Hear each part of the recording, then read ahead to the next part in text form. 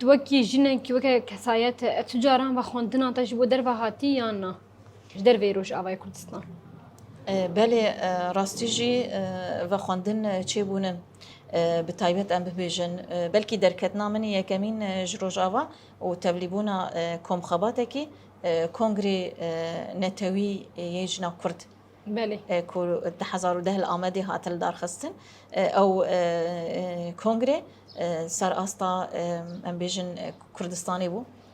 serasta dervî welat ku jinê Kurd hemîlê kom bûn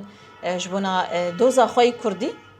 ji bona doza xwe Kurdî ji bona netewa Kurd çi qeysî wê jin rolekî mezin bilîzin ji bona govê yekîtiyê bidin avakirin di vê derketinê de ku tu karibî jinên çar parçeyê Kurdistanê bibîne çandê her çar parçeyê Kurdistanê û ji bona yek dozê rastî jî bêjin derketinekî pir xweş bû her wiha gelek cara ji bona Newroza ku bi rengekî fermî wek rêveberiya Rojava di aliyê Bakurê Kurdistanê hatin dawet kirin tevlîbûnê me jêr çêbû her wiha ji bona heştê adarê dema ku meşa jinên cîhanê di sedsaliya xwe re yan jî em bêjin di sedsaliya salvegera heştê adarê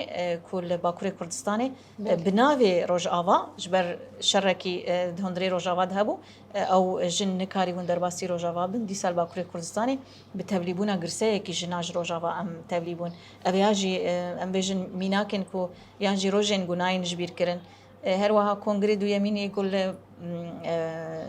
Başûrê Kurdistanê li Hewlêrê hat damezrandin yê jinên netewî Kurd dîsa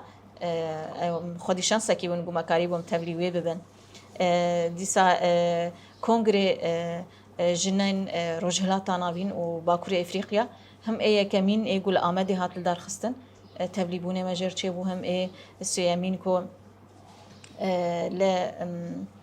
her wiha li Lubnanê li Beyrûdê hat li darxistin tevlîbûnê me jêr çêbû yanî komxebatên netewî û her wiha di asta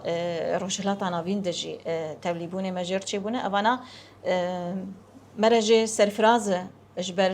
bingehekî me rêxistinbûna jin heye